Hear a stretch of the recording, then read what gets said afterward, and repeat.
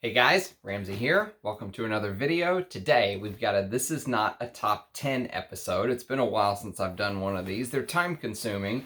This is going to be a shorter version of This Is Not a Top 10 because it's done on a trio of notes, a couple notes. Basically, Immortelle, or Everlasting Flower, and Hay. And Immortelle and Everlasting Flower, you know, they're both basically the same thing. Immortelle is known as Everlasting Flower.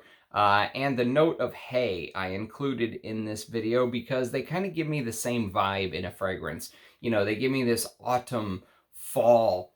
It's like fall in a bottle, if you will. And now this is not obviously all of the fragrances. These are just some from my collection that have this note. And, you know, Hay can sometimes give this tobacco vibe, as we'll talk about. And Russian Adam was kind enough to send me some Hay Absolute, and I was able to kind of smell some of the differences between Tobacco Absolute and Hay Absolute. Sorry, I got something in my eye all of a sudden. So I wanted to highlight this video, but first we do have an unboxing. Little mini unboxing. This one won't take anywhere near as long as the previous unboxing. And a gentleman named Will reached out to me and he said, hey, I'm a new subscriber. I really like your content and I would like to send you some stuff that I've never heard you talk about. And I said, absolutely, that'll be great. Just know that there is a queue. You know, I'll probably be able to get to some stuff in a week or two, or some stuff in a month or two or a year, but I will get to it. So please send it if you're, and he was very kind. He said, hey, I've been watching your videos. This is some of the stuff I have not heard you talk about. I'm going to send you some stuff to discuss. I said, fantastic. So the first one is Lush Breath of God. Now, Breath of God is a fragrance that has got some hype over the years. You know, you heard it talked about on YouTube for a bit, and then you didn't, and then you did again. Lush fragrances don't get hyped too much. I mean, you do hear about them sometimes.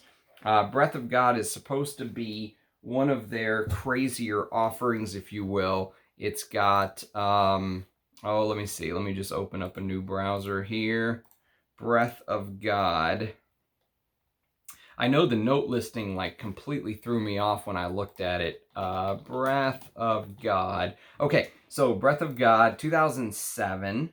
And Simone Constantine's The Perfumer, Rose Neroli, Sandalwood, Vetiver, Cedarwood, Lemon, Melon. So there's like a melon note in here that's supposed to be strange. Jasmine, Amber, and Musk. So, very excited to try Breath of God. Thank you, Will. And then we've got Henley Untitled.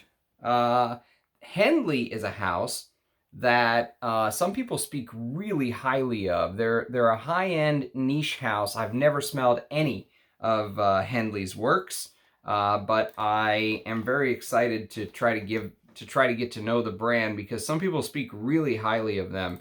And Untitled came out in 2019. It's supposed to be a woody, sweet scent with vetiver, iris, sandalwood, and musk. That sounds right up my alley. I think I'm going to really like that. Rania J. Ambre Loop. So this is one, if you've been following my channel, I did an early impression of Rania J.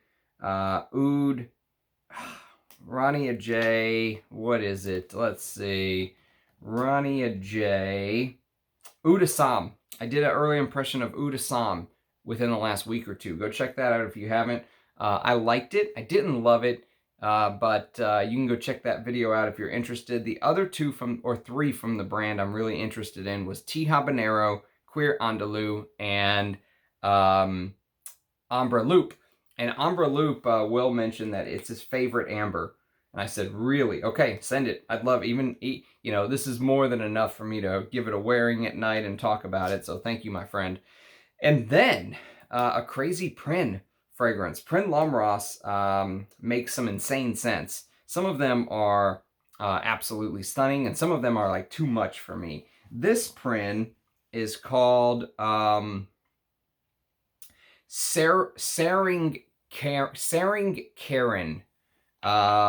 Prin Saring Karen. It came out in 2020, and it's this woody floral scent with rose, beeswax, tobacco, leather, prune, smoke, And Brett, sounds right up my alley. This sounds like one of his that I will love. His fragrances for me, as it turns out, are like they're either loves or hates. So thank you for sending me those, Will. And so that's the first batch. The second batch of what he sent me is right here. Let's see what we got. Let me get through the bubble wrap. Okay, here we go. Here's round 2. So in round 2, we have Francesca Bianchi Sticky Fingers, which there's a Francesca Bianchi scent that's going to be highlighted in this video, actually. Sticky Fingers is one of the ones that I have not been able to smell yet. And Sticky Fingers is, I know Sebastian really liked that scent. He tends to like more like gourmand, you know, fragrances. So I don't know how much I'll like Sticky Fingers, but I'm excited to try it because it does have castoreum and orris butter, which are 2 notes I absolutely love, and tobacco and leather. So it might be one where he's kind of going out of his comfort zone. And then there's another Henley fragrance called Blonde. And Henley Blonde, so this house is, the people that love the House of Henley, they absolutely adore it. I mean, you know, I've heard people who really know perfume say that Henley's their favorite house, you know, stuff like that. And this is supposedly a floral leather scent with orris, jasmine, osmanthus, suede, sandalwood, musk, ambergris, and cantaloupe. Cantaloupe. I don't know how I feel about cantaloupe in my perfume, but by God, if it's a Henley, I bet you it's damn good. So we're going to give that a try soon. And then we've got Under My Skin. So Francesca Bianchi Under My Skin is another one that I plan on doing an early impression on. Thank you, my friend. That's the one that probably sounds like would be closest to my taste, because it's supposed to be this spicy animalic fragrance with castoreum and, you know, costus and leather and stuff like that. It says Mysore sandalwood, but who knows? If the brand says it, we'll take them for their word. Slumber House Monde. Okay, now this house is kind of like a unicorn house for me. I would love to fill up my collection with Slumber House scents. There are a couple in there that are really top of my unicorn list, if you will. And so apparently Monde is one of the less hyped Slumber House fragrances. It came out last year, and it's this honey, red wine, amaretto, sour cherry, plum, apple, raspberry. So it's like a fruity, boozy. There's a pumpkin note in here. Again, we had cantaloupe earlier. Now we've got pumpkin. But Slumber House is a very unique house, and you know, if I had the time to sit there when Josh Loeb releases his fragrance and just hit buy immediately, kind of like, you know, with Russian Adam and Arise Ladore, I would love to just fill up my collection with Slumber House and Arise Ladore scents, but sometimes they're hard to come by, and you know, they're not cheap either. Slumber House is not a cheap house. They're known for their quality and stuff like that, but and this actually has a hay note in it. This could be in the This Is Not a Top 10, Slumber House Monde. There's a hay note in here that we're going to do today on Immortelle Hay. Okay, next is another Henley, and it's going to be Bourbon. Bourbon Eau de Cologne, Henley. And Henley Bourbon Eau de Cologne 2018. Resinous, smoky, bergamot, roasted oak. Roasted oak. From the atomizer, it does have a bit of a roasted smell to it. Bourbon vanilla, tonka bean, labdanum, and musk. I know that Russian Adam was saying that whenever they distill like patchouli or something like that, if he wants to make a smoky patchouli, they can turn the temperature up on the distillation and almost like burn it. I wonder how, you know, houses like Henley, where they're more traditional French perfumery rather than the indie scene, I wonder how they get that roasted smell.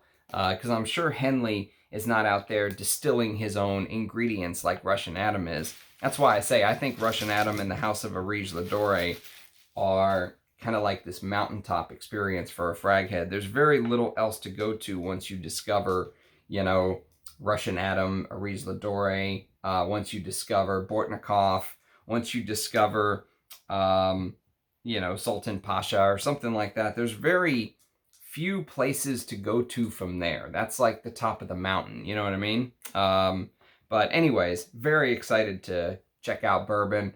Smells amazing from the atomizer. And then there's a scent called Rising Mysore 3. Now, I've never smelled Rising Mysore 1 and 2. This brand, Dixit and Zach, I don't know how to pronounce it. It could be Dixit and Zach, but Dixit and Zach is the brand. And the scent is Rising Mysore 3. So they came out with Rising Mysore 1 and 2, obviously, and they sold very well. So Rising Mysore 3 came out last year, and the whole claim to fame is that this uses real Indian Mysore sandalwood with frankincense and all these other notes, you know.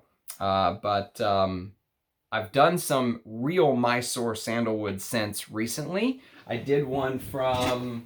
Sorry, I'm going to stand up for just a moment. I did one from Centauri Perfumes recently, Peter Carter's house, and it's called Mirabai. I think there's still a couple bottles left if you guys are interested in that one. And I did one, my most favorite Mysore sandalwood scent, by far. I mean, if you said, Ramsey, pick any Mysore sandalwood scent you've ever smelt in your life and you get a full bottle, it would be Santal Galore. From the House of Arige Ladore. Santal Galore is a stunning scent. It's absolutely perfection for Mysore sandalwood. It captures the essence of the real Mysore sandalwood oil, which I did get sent. Russian Adam sent me some real Mysore sandalwood, Santal Mindi, which is real Mysore sandalwood from 1906. And I put some on my skin, and the sandalwood dry down in Santal Galore is a dead ringer. I mean, all of the beautiful composition to get there, too, not to mention the durian fruit in the top. And all, I mean, there's just an amazing sandalwood fragrance. So I'm cherishing this, and I can't wait to wear it again. And then we have Henley Amora. So I think Will told me that his favorite house was Henley. And when I told him I've never smelled a Henley fragrance, he said, we have to fix that. And so he sent me samples of his favorite house, basically, which is very kind of him, because, again, Henleys are not cheap. This is berries, rose absolute, blonde tobacco, resins, ambergris, and musk. I don't know what these go for. That's the only thing. I don't know the price of Henleys, but I know they're not cheap. They're supposed to be, you know, they're supposed to be pretty expensive stuff. But you're getting a quality juice. And actually, he sent me the bourbon extrait, too. So I already told you about the bourbon, EDC. He sent me the bourbon extrait. Maybe I'll do a comparison between the Eau de Cologne and the extrait one day. The bourbon extrait has cognac added with castoreum, oak moss, benzoin, gaiac wood, bourbon vanilla. Seems like a completely different note breakdown. Maybe I won't do a comparison between the two. Maybe they're supposed to be totally different fragrances. La Curie Ceylan. Are you guys familiar with this? La Curie Ceylan. I have no idea the house or the perfume. La Curie. Okay, I have heard of this house now that I've seen the bottle, but I've never smelled anything from the house of La Curie. Floral, leathery, carnation, musk, jasmine, frangipani. I do love leather. Floral leather is sometimes hit or miss, but I do love leather. Oh, look at this. Just, my God, it's like, this stuff is like gold. I mean, I know there's so little of it out there, but this will give me, I mean, just one spray of this. This is Henley's Bloodline. I've been wanting to smell this for a long time. this will give me at least enough to do a quick early impression on it. So Bloodline is the one that Rich Mitch talks about, and Hendley, Hendley, Henley. Is it Henley? Yeah, it's Henley. Henley Bloodline. They don't have it in here even. It's not even in Parfumo. Let's see if it's in base notes. But this is the one that I know Rich Mitch talked about. And I think he really liked it. I can't remember. I don't remember if he was able to find a bottle or not. Bloodline. Yeah, it's not in...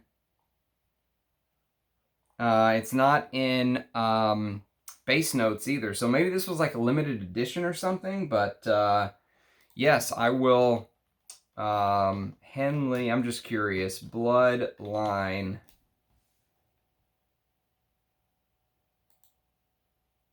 Interesting. It's in Fragrantica.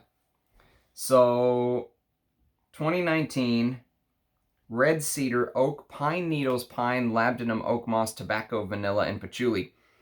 I love labdanum tobacco fragrances, so, I mean, I can't wait to smell that.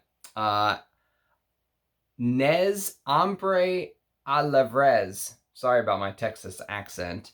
That's another house I don't think I've ever smelled anything from. Nez Ambre a la Vraise.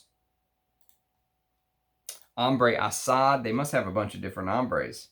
Ambre a la Vraise is not in the breakdown for the House of Nez, unfortunately. They've got Ambre Assad, but no Ambre a la Vraise. Will, you're sending me some rare stuff. I can't even find it. But I will do some research on it before we talk about it, obviously. Let's see if it's in Fragrantica. Let's see if Fragrantica's 2 for 2 on having stuff Parfumo doesn't. No. Ambre a la Vraise is missing in action. Prasanna Arianka? You guys familiar with that one? Prasanna Arianka.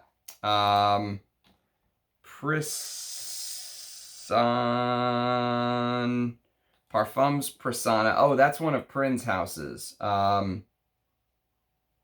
He has so many fragrances. That's the thing is, I mean, if you're a fan, trying to keep up with everything he puts out is very hard to do. Arianka. I think this is another one that's not listed. Are we going to do 3 in a row? Arian. It's under Prin Parfums. That's why. They've got it under Prin. Okay. Arianka came out in 2018. It's an animalic smoky scent with cypriol, castoreum, civet, beeswax, lavender, clove, nutmeg, cypress absolute. I love the note of cypress. Soil. There's a soil note. Goat's hair. Very interesting. That sounds like I'm going to really like it. It sounds like I'm going to really like that. Norn. This is one of my unicorns. If I could have a full bottle of a couple of these slumber houses, Norn would be right at the top of the list. I think it came out in 2012, and I think it's discontinued. I don't know if they're still making this or if they stopped making the version from 2012 and now they're making like a new juice. So I don't know which one this is, whether it's the 2012 or 2021 juice. But I think they're both discontinued. It's supposed to be this spicy green scent with crazy stuff like tree moss, lichen, hemlock fir, gray sagewort, arnica, spikenard, nagamata. It claims Mysore sandalwood, lilac CO2, lavage, all kind of crazy stuff is supposed to be in here, and it's supposed to be absolutely amazing. Le Curie Geist, another Le Curie fragrance. Le Curie Geist. Geist. Here we go. 2019. Earthy and woody. Chocolate, soil, ink, ambergris, leather, hemlock fir, oak moss. Stone. A stone note. Wow, that sounds nuts. Smells amazing from the atomizer. And finally, La Curie Incendo. La Curie Incendo. So these will be more than enough to do these early impressions on. It was very kind of him. I mean, he just completely reached out on his own. And has these amazing fragrances I've never had a chance to smell. And there's just so much out there. It's impossible for one person to keep up. Apparently, the brand owner and perfume maker of La Curie is Leslie Wood Peterson. Fir needles, embers. I love when there's like a smoky ember note in a perfume. Sage, pine needles, and frankincense. I think I already have this fragrance on my wish list because I think Thomas from Early Greek did a video on Incendo, and I think he said that it's full bottle worthy, that he absolutely loved it. If you're a fan of frankincense, you have to try this. So, yes, how about that? You sent me one. It's already on my wish list, Will, and that's what we ended with. Thank you, my friend. Very, very, very grateful for all of these. I have so much content, so many videos to do. All thanks to the kindness of you guys. So thanks again to anyone that's ever sent me anything. And if you have sent me stuff and I have not gotten to it, please just be patient. I will get to it, I promise. I plan on getting to everything. As long as I'm around and doing these videos, I plan on getting to them. Okay, so before we get started, let's do scent of the day, as is customary. And I am wearing Les Abstraits Le Dowler Exquise Eugene's fragrance. Go watch my early impression of this. I did a video on it as soon as I got it, and I was wearing the shirt with his logo that day that he sent me. It's an animalic, smoky rose fragrance is basically what it is. It's got this amazing note of castoreum absolute. Probably the best castoreum I've ever smelled in a modern niche fragrance, if you will. The only way you're going to smell castoreum of this quality is to do one of two things. Go to an Arise Ladore, you know, something indie where they're actually using real castoreum, or go buy a vintage bottle of Chanel Antaeus. That's it. Those are the only ways, or a vintage bottle of, you know, Leonard Pour with the castoreum note, something like that. Unless you're going to go buy a 70s or 80s fragrance with castoreum in it, forget about it. You'll never smell a castoreum note as good as this. In my opinion,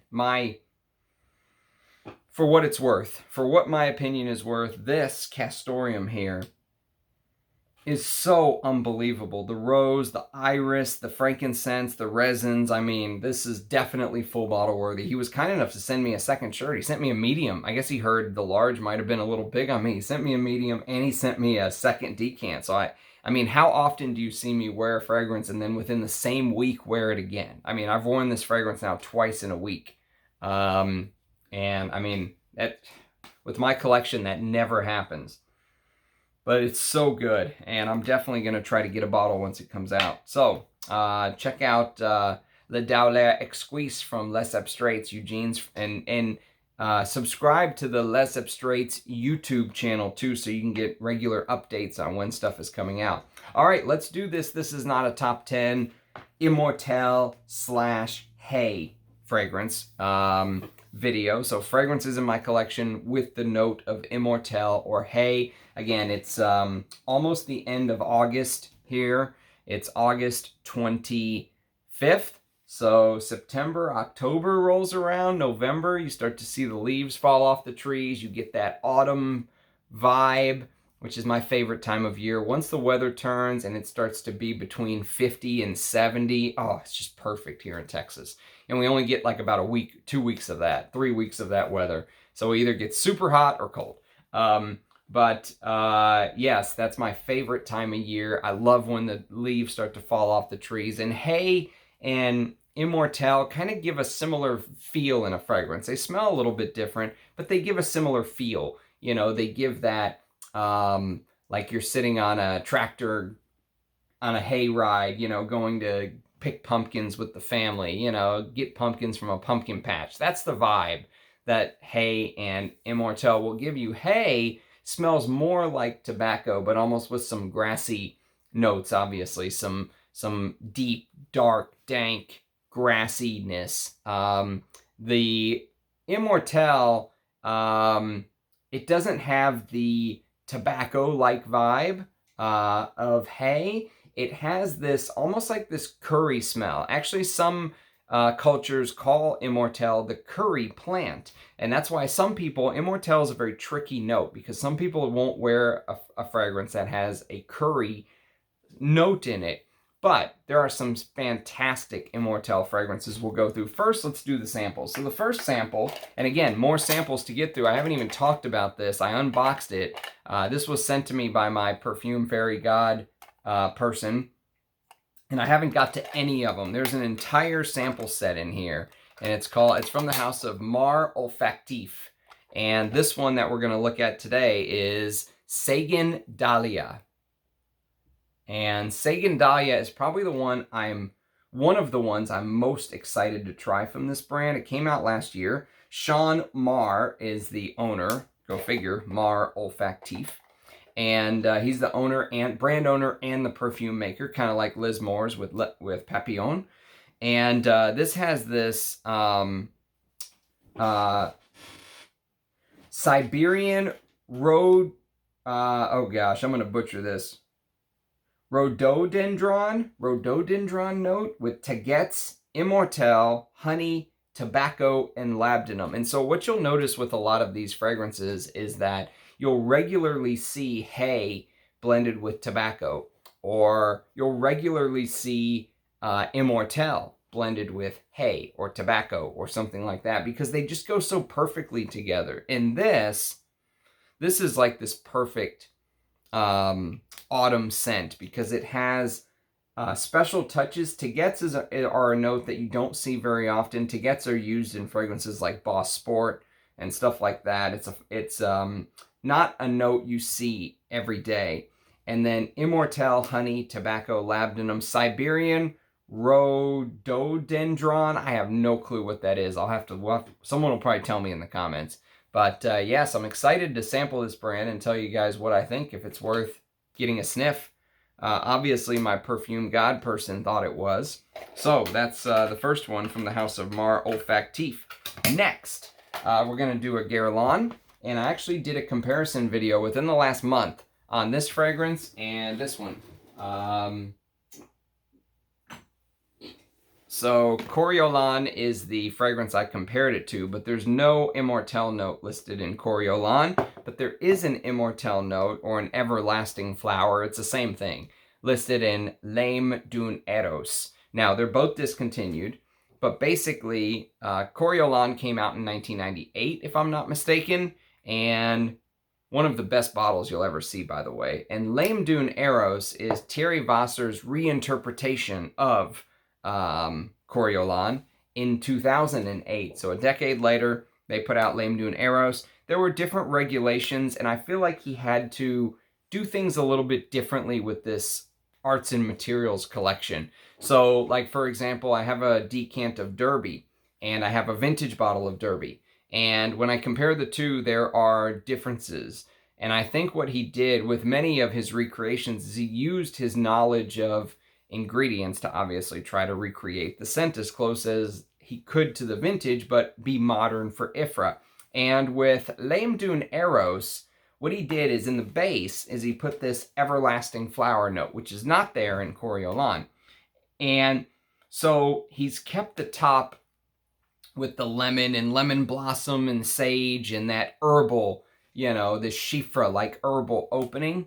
And I think he's amped up like the ylang-ylang, the florals, the everlasting flower he added to try to recreate the base. There must have been a removal of the oak moss that you get in Coriolan, because this was almost like a old school Schiefer from like the 1960s or something, you know, almost like you would expect from the House of Capucci, you know, or something like that. And so I think he used the Everlasting Flower note here to recreate that. So if you want an Immortelle fragrance that has probably the least Immortelle smell, see if you can sample L'âme d'une Héros. But if you already have a bottle of Coriolan, it's basically the same scent. And then we're going to go to a very strange fragrance, and it's from the house of Spirit of Dubai. This is another sample set that was sent to me by my perfume god people. And this is called Bahar. Bahar is the one that I didn't like the most. I'll probably give it one more wear and just douse myself with this till it's gone. It wasn't my favorite. I'll give it another chance, obviously. I always like to try things again and again. But Bahar is their version of like a... it's almost like their version of Creed's Silver Mountain Water, right? It's got this ozonic, aquatic, marine, blackberry, cherry, fruity, spicy thing going on with loads of synthetic saffron and, you know, sandalwood and stuff like that. In the base, there's this Immortelle, vanilla, and what they call oud. So like a summer oud fragrance, if you will, a clean oud. If you're going to buy a clean oud, just buy Russian Adams, Ocularia Blossom if you want my opinion. Don't give Spirit of Dubai $500 for that. But it is worth mentioning. Now, here's a fragrance I'm excited to sample because I haven't had a chance to test it for you guys yet. It's from the house of Rogue Perfumery, and it's called Fougère L'âme. And this is a nice little rollerball sample that Rachel sent to me. Thank you again, Rachel. I will get to these as soon as I can. And Rogue has a Fougère fragrance. It's under lock and key right now that I absolutely love. It's one of my favorite Fougères, period, in my collection. Forget vintage or modern. And it's called Bon Monsieur. And Bon Monsieur has this very sharp 80s. You know, if you like fragrances like this, if you like fragrances like Gucci Nobile or Nobile, which is discontinued and fetching $800 a bottle on eBay. If you like stuff like this, Fougères like this, that have that sharp opening, that, you know, old school, slap you when you put your aftershave on opening, right? If you like that, this is probably not the one to go for. Go for Bon Monsieur. But if you like your Fougères to be smooth and rounded, and, you know, if you don't like any sharp corners, it seems like this is the one to go for. But I'll wear it, talk about it more once I get a chance to really give this a full wear.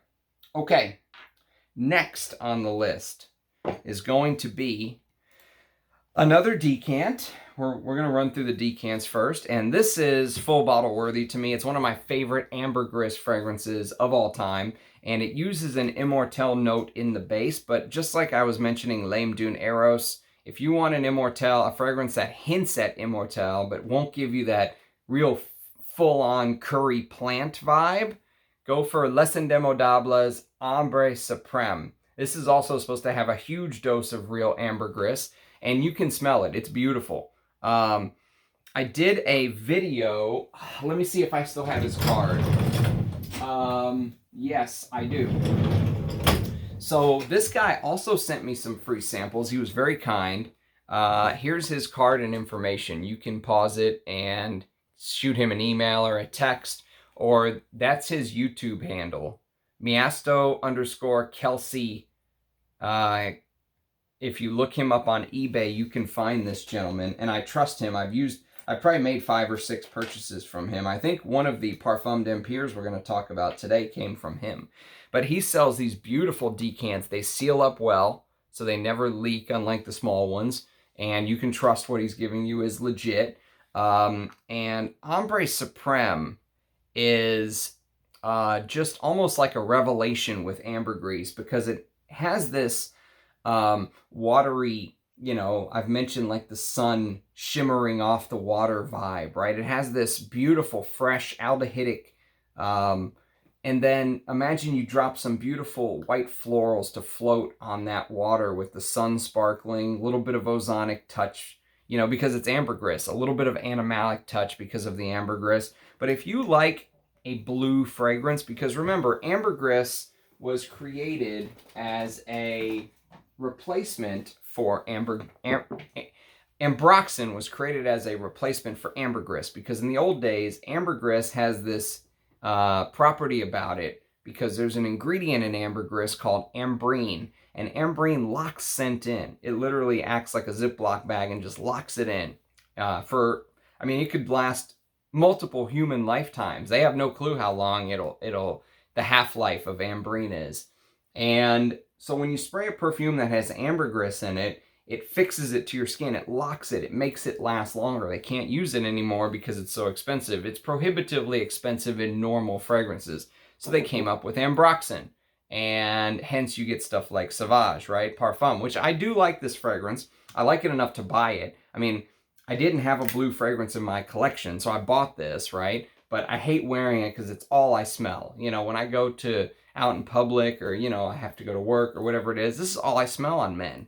Sauvage or Bleu de Chanel. That's it. Those are all I smell. It drives me absolutely insane. Every time I smell it, I literally just go, ugh. You know, it's like, ugh. Another one. So if you like a blue fragrance vibe, this is like the best blue fragrance money can buy. Ambre Suprême. Because it technically is the ultimate blue fragrance, because you get real ambergris, right? You get real ambergris, you get high quality materials. Antoine Lee made it, master perfumer, all that stuff. There's a little bit of patchouli. It has some heft. You might think it doesn't have heft when you first spray it, but it does, trust me. And it lasts, people will notice you, it's beautiful. It's an absolutely stunning. I love to wear this in the spring and summer, which is like 9 months out of the year here in Texas. But yeah, I mean, if you want the ultimate blue fragrance and you want to stand out, that's what I would recommend. Okay, next, the final decant, if you will, or the final sample. And I did a early impression video on this as well. This is from the house of Papillon, and it's called Tobacco Rose. Now, what's interesting about this is it's called Tobacco Rose, but there's no tobacco in it. There's a note of hay. And remember how I said hay and tobacco share this common properties with one another? Liz Moore was very kind enough to do an interview for me, with me. And so if you go to my channel and go to the playlist, go to the interviews, you will find the interview with me and her. And first of all, she's absolutely stunning. She's an amazing creator. And she told the story towards the end of the interview of how she came up with this scent. It was an amazing story.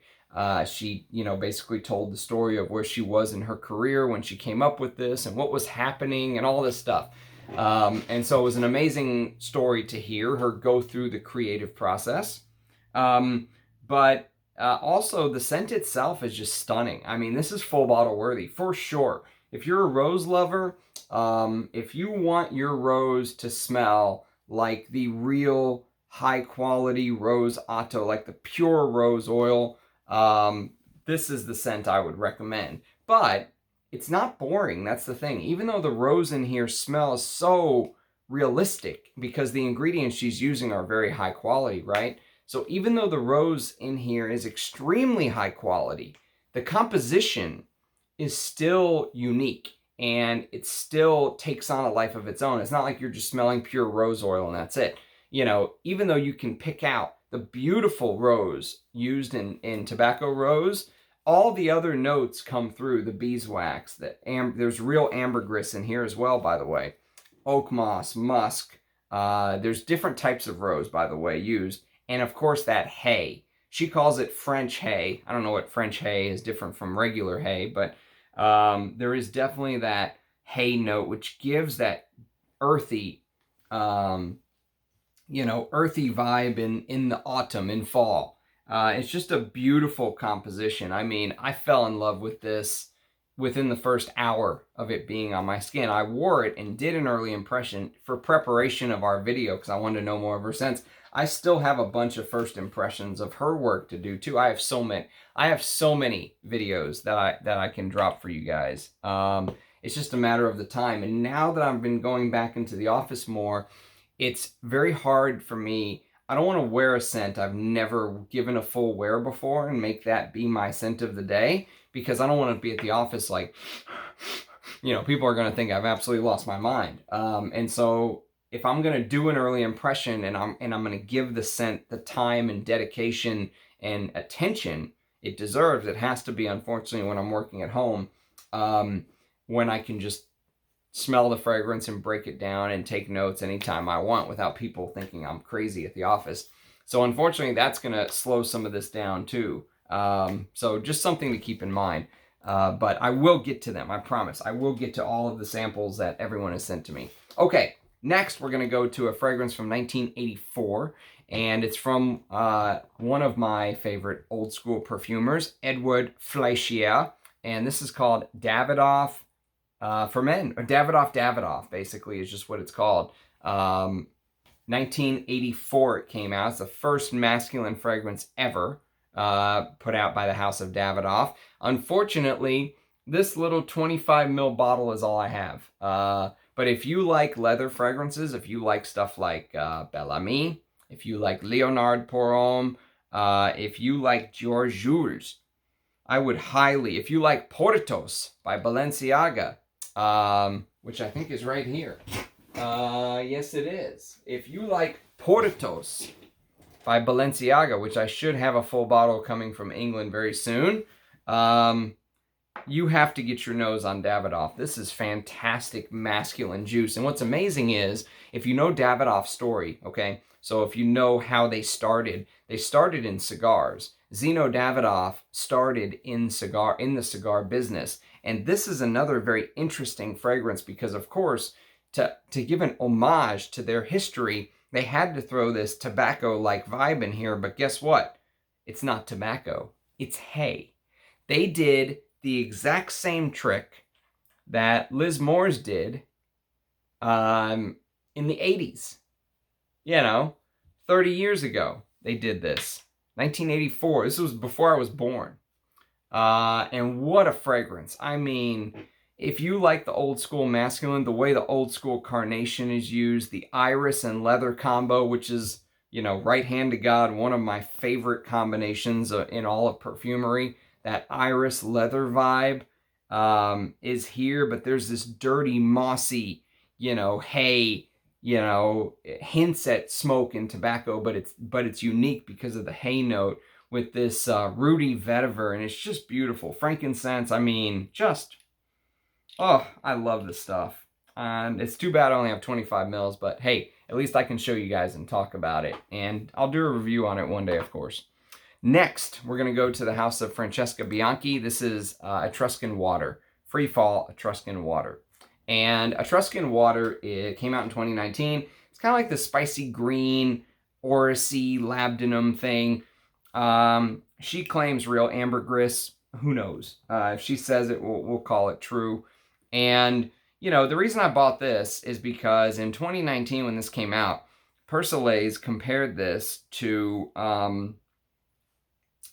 Azure by the House of Estee Lauder. That's one of my favorite leather chiffres of all time. Well, it's not really a comparison. This is not a leather chiffre. This is like, you know, that you do get that spicy orris thing that Francesca Bianchi does in many of her fragrances, and you do get a little bit of ambergris and oak moss. There is this interesting freshness in the fragrance, though. There's this green mandarin orange with grapefruit, bergamot, and then this herbal, like petitgrain, basil thing going on. And I like it. I love Azure. So I like this, but I love Azure, if you get what I'm saying. So is this a good perfume? Yes. Would I buy it again, though? No, I don't think I would. Okay. And the note in here is Immortelle. So there is an Immortelle note, by the way, in Etruscan Water. But it's part of the whole spicy, you know, composition. Now, a beautiful Immortelle, in fact, maybe one of the top tier Immortelle notes, is from the house of Etat Libre d'Orange. And this is called The Afternoon of a Fawn. So it's named after a play. and Ralph Schwieger is the perfumer. And this is this very interesting rose, iris, immortelle with like resins, frankincense and myrrh. And actually, now that I'm really thinking about it, there's no castoreum in this, but the way that the rose and the resins intermingle will remind you a little bit of Eugene's fragrance, Le Dalya Exquise from Les Abstraits.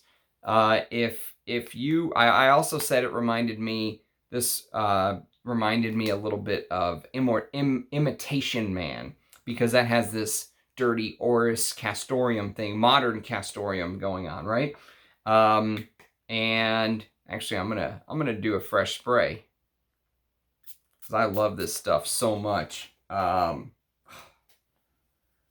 Yeah, so the way that the rose and the resins kind of conduct themselves in the afternoon of a fawn will give you a small glimpse into this amazing fragrance from Eugene. But of course, there's more castoreum here. There's no castoreum here, but there is this immortelle oak moss leathery thing in the dry down. So it's a very good perfume. I think Eugene's is probably better, but this is still a good fragrance. If you like this style, this is a must sniff. And if you're an Immortelle fan, like Immortelle is a very challenging note. Usually what happens is people who like fragrances come to initially they're put off by it and they stay away from Immortelle. You know, they're like, oh, the curry plant, no way. And then it starts to grow on them and they start hunting Immortelle fragrances. If you're on the hunt, Atat Libre d'Orange, The Afternoon of a Fawn is a must sniff. This is one of the better ones. It's really good composition. Ralph Schwieger makes really good fragrances.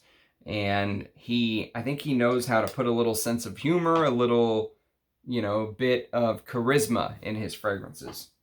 Okay, back-to-back Parfum d'Empire fragrances. The first one is going to be Fougère Bengale. Now, I've fallen in love with this house. I don't know why I slept on this house for so long. I think this is one of the best niche houses out there right now. Value for money. Their fragrances they're not cheap, but they're not super expensive either, and they compete with the fragrances that are super expensive in my mind. So Fougère Bengale is this spicy fougère, and what I love about the creator, Marc-Antoine Corticciatto, is he always adds this animalic touch. All of his fragrances have it. Everything from his amber to the next one we're going to talk about to the musk. They all have this animalic touch, and it's done so right and so... that's how I would create fragrances if I was in charge. I would want the fragrances to have this animalic touch to keep me interested. Like, again, Eugene's fragrance. That's why I love this so much. The castoreum in it keeps me interested. That's why Antaeus was my second favorite fragrance of all time. The castoreum. Koros, my third favorite fragrance. Civet, right? Those animalic notes keep me interested. And he does that throughout the entire line. So this has this lavender. It's a fougère. And it's done properly. It's got the lavender, the tonka, all the stuff it's supposed to have. But it has this tobacco hay mid with this Assam tea top. It's one of the most interesting and unique fougères. It still keeps the fougère, DNA. You will smell the classic fougère style in Fougère Bengale. Obviously, it's not going to smell as classic as something like Gucci Nobile, or, it's not going to smell as classic as Fougère Royale or something like that. Duc de Vervennes La Extrême. But if you're a lover of fougère or animalic scents, and the hay note in here is absolutely stunning. Mixed with the tobacco, spot on. Now, there's another fragrance that shares some similarities because it also has a tobacco note. But instead of tobacco and hay, he mixed it with tobacco and immortelle. So this has this tobacco immortelle. Remember, I told you immortelle and hay give the same feeling to a fragrance. They're different smells, but they give the same feeling. This is Tabac Taboo. And this is the 2017 version. Apparently, because the ingredients in this are ever-changing and hard to come by, This particular fragrance, more than any of the other ones, every year's batch has its own batch. Some years don't have a batch because he can't find the ingredients. It came out in 2015, but I think it's kind of hit or miss, depending on the year. This is the 2017 batch, and this is an extrait de parfum. The Fougère Bengale is an eau de parfum, but all of his fragrances, whether they're eau de parfum or extrait de parfum, it's kind of like Liz Moore's with Papillon. You get a big bang for your buck with Papillon. You get a big bang for your buck with Parfum d'Empires. If you're going to explore niche houses, before you go blow your money on the Rojas of the world and the Spirit of Dubai's, before you give them, you know, $600 for a bottle of Spirit of Dubai, go buy 6 bottles or, you know, 4 bottles of Parfum d'Empire. You get much more bang for your buck here. So Tabac Tabou is this spicy, almost like this floral scent to it. This has a beautiful narcissus note, which, you know, if you're a narcissus lover, it has this very distinctive smell. The narcissus here is one of the best narcissus notes I've ever smelled, mixed with that beautiful tobacco, honey. There's this wild grass note in here. So I mentioned there's no hay note, but there is this grass note, which almost makes it feel like there's a hay note. And then Immortelle also gives this dry, almost like you've crumpled up a dry leaf and just let it fall to the ground. You know, Immortelle gives you that vibe sometimes. And there's this, what they call a sensual skin accord. So there's this warmth, you know, like you're smelling a human body. It's a beautiful fragrance. I mean, I'm a huge fan of this house. And I think they're bang for their buck money-wise compared to some of the other niche houses. Even some of the stuff Amouage is putting out. And I'm a huge Amouage fan, but, you know, I think I got this from this Miasto Kelso guy for 130 bucks or something. I mean, for 50 mils of an extrait, or, you know, it just fantastic value for money. Okay, next, we're going to go to the house of Serge Lutens, Uncle Serge. Rich Mitch and I talked about the house of Uncle Serge in our live stream. You can watch that under the live streams playlist that I created. So this is called Chergui. And Chergui is one of my favorite Serge Lutens fragrance. It's one of my favorite fragrances to wear in the cold. I've got a couple decants, so I haven't really dipped into this bottle much, but I will this winter. And this is Christopher Sheldrake, one of his masterpieces. It's this beautiful tobacco, honey, and iris fragrance mixed with this hay. So again, hay and tobacco go hand in hand. The hay note here is one of the most beautiful hay interpretations in all of perfumery that I've ever smelled. And then you top it off with the leather, the resins, the frankincense. There's that, you know, dry clary sage, very austere clary sage fragrance. I just love Chergui. And I love the color of the juice. Look at the juice. It's just fantastic. Okay.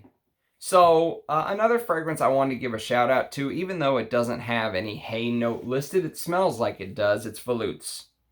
Volutes by Diptyque smells like there's a hay note listed with honey, tobacco, iris as well, and styrax.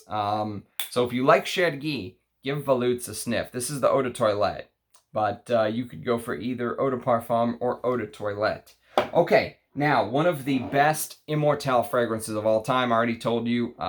Afternoon of a Fawn, put an asterisk next to this one. If you like the Immortelle note, put an asterisk next to this one. This is one of the best. It's called Sables by the house of Annick Goutal.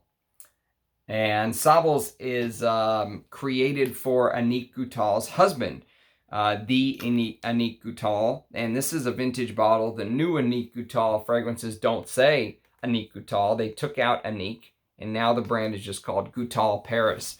And it's owned by the same company that owns Lolita Lempicka, this Amore Pacific capital. And I don't know how well they do reformulations or anything, but if you can find one of these older bottles when it was Annick Goutal, get it.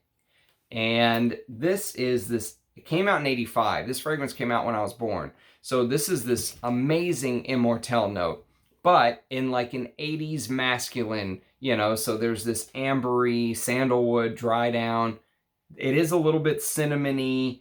There's some vanilla. It's perfect for the fall. But that Immortelle note in here is done to perfection. I mean, it's one of the best, I think, just representatives of the note of Immortelle. If you said, Ramsey, pick an Immortelle fragrance that represents it, it would be this and the final one I'm going to show you at the end of the video.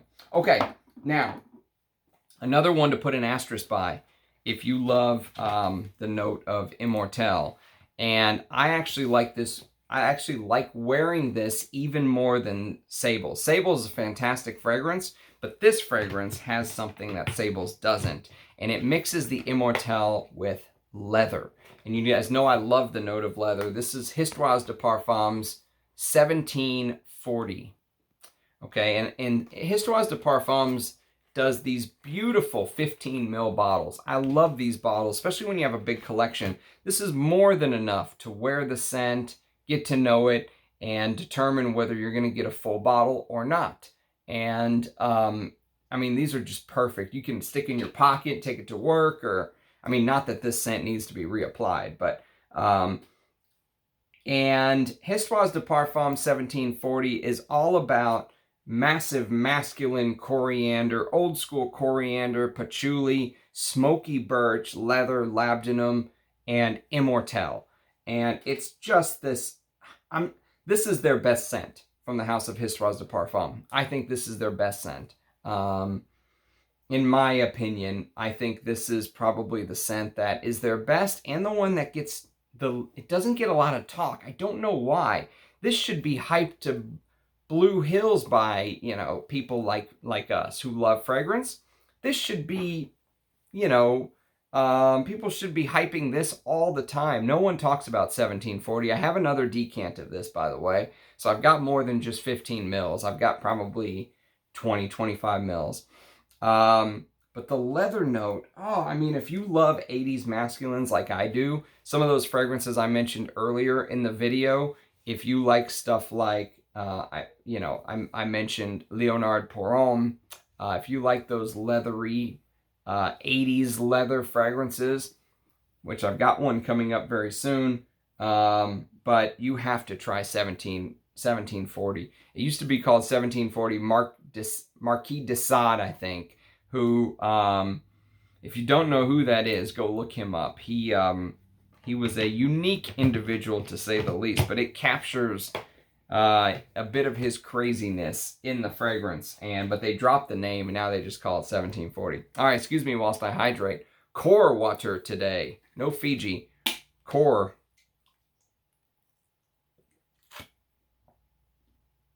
It's what they had. I think I prefer Fiji. All right, next, we're going to go to a unicorn, which for me, finding this bottle was an absolute revelation. It's a 250 ml bottle of Dunhill Blend 30. I sent some of this to Eugene. I sent him some samples, and this was one of the ones I sent. I can't wait to get his thoughts on it. But Dunhill Blend 30 is this just... You know, if you like fragrances like Guerlain's Derby, which came out about 7 years after Blend 30, if you like fragrances like Patou Pourhomme, which came out a couple years after Blend 30, you have to get your nose on this. This is this traditional lavender, clary sage. Again, that austere, sweaty clary sage with old school lavender, rosemary, which was popularized in masculine fragrances by Paco Rabanne Pourhomme. That came out in the early 70s. This came out in the late 70s, so you can tell it took its inspiration. Old school carnation, which I love in a masculine fragrance. Huge dose of oak moss, ambergris, labdanum. There's heft to this. You know, even though it only lasts 5-6 hours or so, those 4 to 6 hours, it's just stunning. You know, I'd probably reapply this 5 times a day. Like, just completely reapply. I just love this scent. And I have the juice to do it. But the sandalwood in the dry down, and there's this note of hay. So even though there's no tobacco, like Gucci Nobile has a tobacco note in it, right?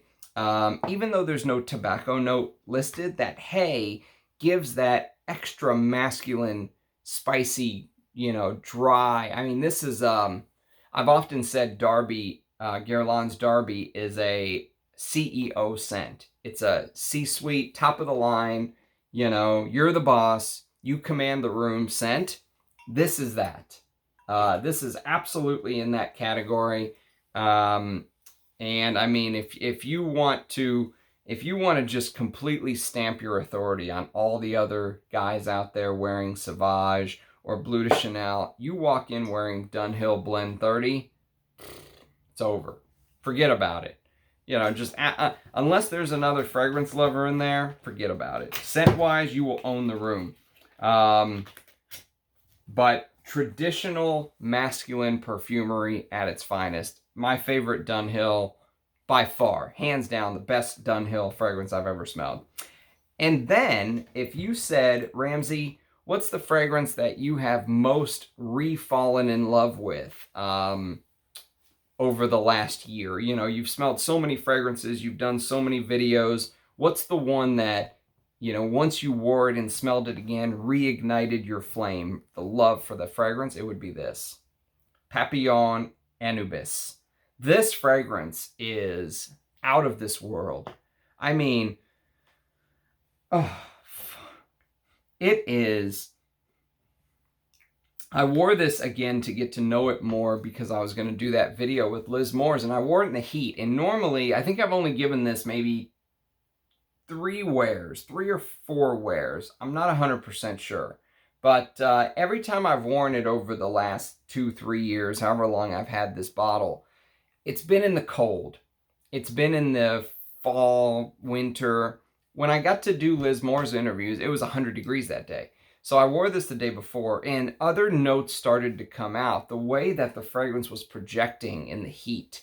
You know, you think about the word cloying. There was nothing cloying about this. It was absolutely perfect. You got this pink lotus, Egyptian jasmine that kind of took control of the fragrance, and then it transitioned into this beautiful suede, you know, with that dry Immortelle supporting that suede, smoky, leathery frankincense. Just stunning. I mean, so it's obviously the Immortelle note that's being highlighted in here, but this fragrance is so much more than that. It's about the saffron, the labdanum, the resins. There's this sandalwood that kind of supports everything. But to me, the star is that leathery, suedey, labdanum, resins. I mean, it feels like an X-ray. When you put it on, it wears like you're wearing an X-ray. And Liz Moore said it's like just on the borderline. If they just put any more perfume oil, it would be an X-ray. Which most houses go above and beyond to try to get you to buy an X-ray and double or triple the price. She's doing the opposite. She's keeping it just under so she can call it an eau de parfum and give it to you at 200 bucks. I mean, this is an absolute steal for 50 ml at 200 bucks. Rozier would be selling this for $1,000. And people would pay it because it's that amazing. This fragrance, I mean, I used to say Salome is my favorite fragrance from her. And maybe it still is, but it's not as close as it used to be in the past. I mean, I used to think there was Salome and everything else. Now, I almost think it's like Anubis and everything else. This is so good. I mean, if you have tastes like mine, Anubis is unbelievable. And it has that Immortelle note. Okay, a couple more bottles to go and we'll be done. We're over the hour mark. First is going to be from the house of Amouage, and it's Jubilation 25 from the great Bertrand Duchaufour. Oriental, spicy, blackberry in the opening with labdanum, that Divana note he loves to use, honey, Immortelle is in the base here. So, you know, there's so much going on with Jubilation 25. I mean, what can I say? It's one of the best masculine scents ever created, in my opinion. There is that beautiful Omani Amouage frankincense in the base with resins, apopanax, oud, patchouli. There's this bay leaf, cinnamon, celery seed, gaiac wood, rose, clove, orchid, Atlas cedar. I mean, the list goes on and on and on. masculine coriander. And I mean, if you've never smelled Jubilation 25 for men, you're probably new to the fragrance game. But if you are new and you want a fragrance that is just a mind-blowing experience, Jubilation 25 will open your mind to the world of artistic niche fragrances. I gotta wear this soon. And then there's another Amouage. There's actually two more Amouages that have this everlasting flower note, this Immortelle note. And the first is Amouage Fate Man. Now, this fragrance gets a lot of hate, and there's rumors it's being discontinued, along with the women's version. I don't know if that's true or not, but I do know that this is so much more than curry in a bottle. People used to say, oh, this is curry, this is a curry cumin fragrance, you know, because it has both cumin and everlasting flower. And remember, I told you the Immortelle everlasting flower note is known as the curry plant, right? So this has cumin in the top and curry Immortelle in the mid. So this fragrance put people off initially. If you are not into perfume for art of perfumery, if you're into wearable fragrances that, you know, you can rock any place, anytime, this is not it. If you're into a understanding, peeling back the layers, digging to the heart of the fragrance, if that's you, if you want to break a fragrance down, if you want to wear it for weeks before you even understand it, Fate Man is so much more than its first impression. It's like the person that makes a terrible first impression for whatever reason. Their hair is discombobbled, their dresses, you know, their buttons in the wrong button, but you get to know them and they have this beautiful personality, beautiful mind, you know, stuff like that. That's Fate. That is Fate Man. And I'll tell you what, this one, you can see how it kind of wobbles right there. It's the only Amouage that has this problem where I'm worried about this actually coming off. But anyways, long story short is, yes, it's challenging. It does have that Immortelle, big cumin in the opening too, but there's so much more. You know, you get to know the rest of the fragrance. There's this beautiful dry down, this labdanum resinous sandalwood, cistus labdanum. There's even a little bit of lavender in here. I think it's more wearable than people make it seem, but it is a crazy fragrance. It's one of those artistic Amouages you have to love for the art of fragrance. How about the bottle, though? One of the most beautiful bottles ever created. I love these bottles. Okay, finally, and probably my favorite Immortelle fragrance. If you said just, you get to keep one Immortelle fragrance, one real Immortelle, put the asterisk next to this one. I told you about Sables. I told you about the Afternoon of a Fawn. Fate is another asterisk if you want just Immortelle. And this is my favorite of the bunch. Amouage Sunshine Man. If you've never smelled this, I mean, this is, you know how there's some fragrances that you smell and just go, oh my fucking God. That is this for me. When I smell Sunshine Man, I can just shake my head. I mean, literally, I can just shake my head and just go, that's it. I mean, what more can you ask for in a Immortelle scent? It has this unbelievable, shockingly unbelievable lavender with orange brandy in the opening and Immortelle. And then it dries down into this Tonka vanilla cedarwood thing. But the fragrance is so unique. So, yes, there's a little bit of sweetness, but even me, who hates sweetness, loves this fragrance. This is pure love for me. Some people say, I think it's similar to Eau Noir by Dior. Eau Noir gets points for being first, because it came out in 2004. It's probably Francis Kirkjohn's most, it's probably his most artistic scent. But this is perfected. I would wear this all day. I'd wear this 10 times out of 10 over Eau Noir, personally. My personal taste. I like Eau Noir. If I had a bottle, I would wear it. But if I can only keep one, this is like Eau Noir perfected. They perfected Eau Noir here. Everything about it is just amazing. My favorite Immortelle fragrance. So there you have it. A short, this is not a top 10 video. Thank you, Will, for the fragrances, my friend. I'll shoot you a message now and let you know I got them. And thank you to everyone who's watching, all of the people who like and subscribe and, you know, leave comments that are supportive. You know, I really appreciate. I know you don't have to take the time to do all that, but those of you who care enough and are invested enough in the fragrance community to want to share the work. And this isn't really work, it's more like a hobby. It's more like a break from work for me, actually. I'm going to get back to work once I'm done with this video. But, you know, for those of you who love fragrance enough that you want to share people who are also passionate about fragrance with other fragrance lovers, thank you. I really do appreciate the support and the feedback and the kindness. I mean, these samples that he sent me are not cheap. These are some, like, no, I mean... Well, anyways, we could go back and forth about how kind a gesture like this is. Plus, you know, you had to pay for shipping and all that stuff. So thank you to everyone who's ever sent me anything. I really, really appreciate it. I mean, I feel like I have such a wide access, wide array of fragrances at my disposal. And every time I sniff something new, you learn something. You know, you learn about a new brand or a different perfumer or a different way of doing a perfume or a different style or a different note, you know, addition or whatever it may be.